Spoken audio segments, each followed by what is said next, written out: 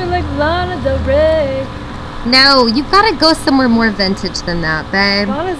I mean, she's amazing, but she's also, like, she's been borrowing from, like, the 7th. Like, you got to think of, like, Marianne Faithfull, or, like, Jane Birkin.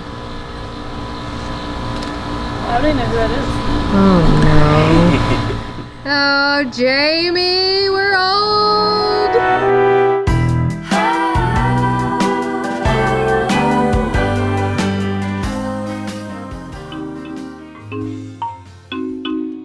Story time. I had a roll of Ilford Delta 400 I had been shooting for the better part of a week and a half. I shot it in both the shoots in this video, and I was looking forward to seeing the results. Well, I got my trusty Patterson tank and promptly misread the label and did something that has never happened to me in about 20 years of developing film for myself. Until yesterday, I had never actually spoiled an entire roll of film. It's not like I've shot thousands of rolls, but I've shot and developed a lot of film. I was on autopilot and misread some instructions and underfilled the tank. So hey, there's a first time for everything. Get out of here. Get out of here with that. You jerks. You're so pretty, you don't even understand. Oh my god, you're so funny. Thank you. You've already got the job, Carly. You don't gotta flatter me. Before that freaks out all of you beginning film photographers or aspiring film photographers, I would like to point out that I've been digital since 2003. I've lost about 2 shoots to archiving mistakes, and I've lost about 2 shoots to card failure, something like that. So I have officially lost more to digital cameras than I have film cameras. Anyway, onward. Good for film for now, so try not to shoot for a whole roll on there. My big shoot of the week was with a good friend and longtime collaborator Caitlin at her shop Alex and Afton Vintedge in Tyler, Texas. I always enjoy working with Caitlin. It had been a while since we had actually collaborated, so I was really looking forward to getting to Tyler and shooting with Carly in these clothes that Caitlin had picked out. We are pretty in tune with each other at this point after working together so much, which is a great case for collaboration and reaching out to people to collaborate, because we do really great work and we're very comfortable with each other by now. So what she had was this cool, actually a long piece of gauzy fabric. It was just literally a long piece of fabric.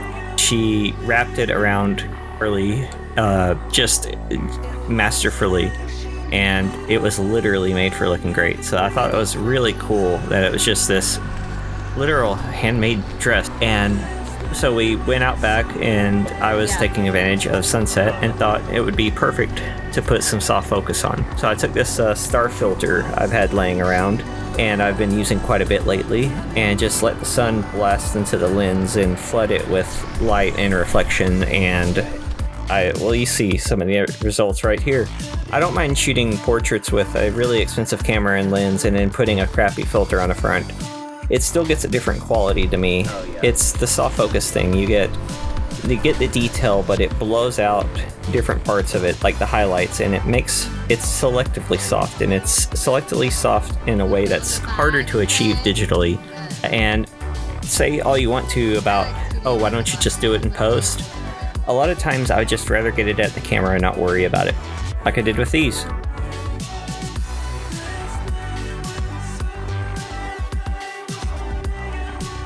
The relationship between photographer and model. I'm a sucker for backlight, but you also should pay attention to shadows and things that can help you balance out or blow out things or not blow out things. I put the light behind my subjects a lot, but I also make sure to not have odd shadows or splotches on their faces. I like to look for shadows that come across, or things that the model can interact, like the leaves with this tree, and you have to be careful to expose for their face and just let the background go a little bright, which I could have shown you on film had I not had that unfortunate incident, but you know. She's like a Tarzan meets Flower Child meets Nymph. At least I got the digital stuff.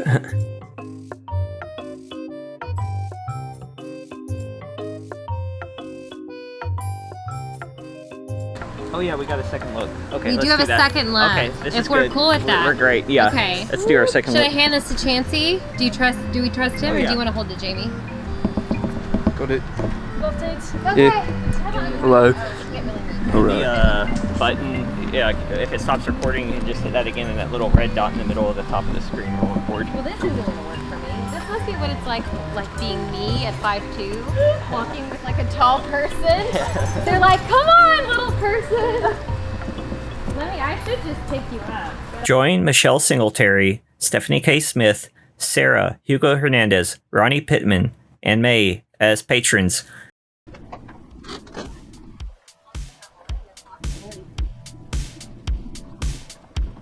Just because the sun is so good. Perfect. Yeah, let's get this going. After the gauzy dress shoot, Caitlin put her in this neat, I'm not sure, dress and petticoat combination. Very, very frilly, very cool.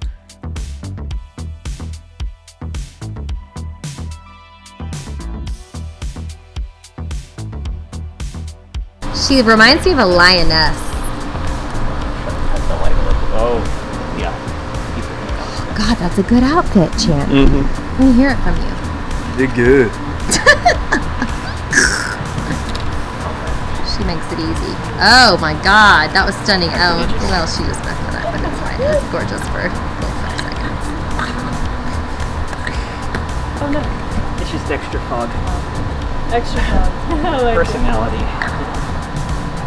I can help you, Jamie. I got another hand. Thank you. His name's Chance. Got it. 2 hands.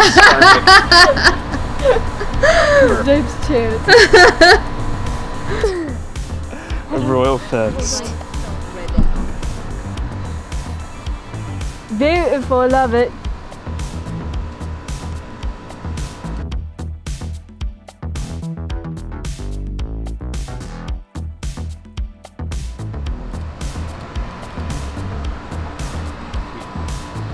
You crack me up.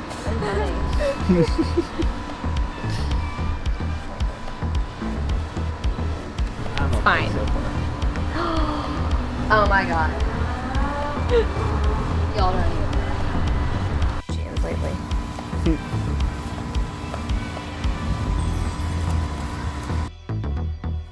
Something I've noticed lately is that I really enjoy seeing my photographs show up in people's stories on Instagram, and if I ever used it, Snapchat, and on Facebook too, I suppose.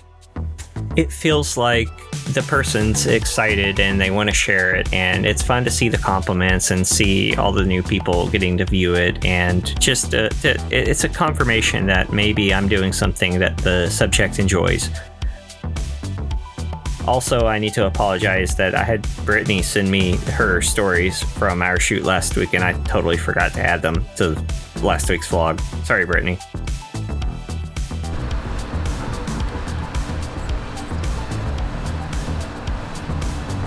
You doing okay? I'm doing perfect. All right.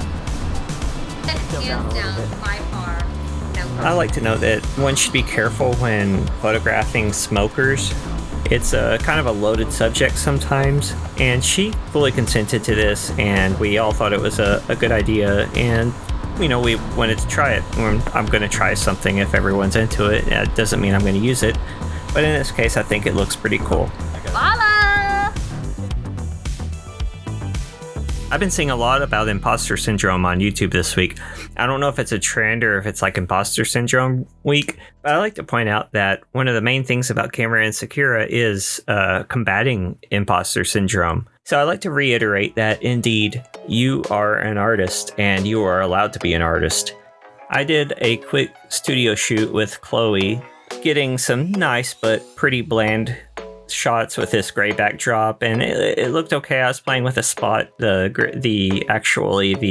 Fresnel spot on the Godox SL-150W, and it's my cheap knockoff light acting as a backlight with the Cucalores or Gobo tree. I'm sure somebody can correct me on which term I should be using on that, to cast the weird shadows in the background. And I put an orange gel on the main light.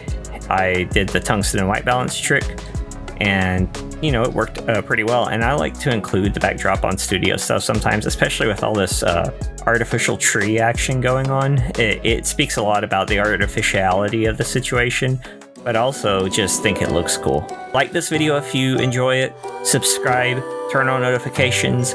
That would be awesome if you like it. Thanks. See you later.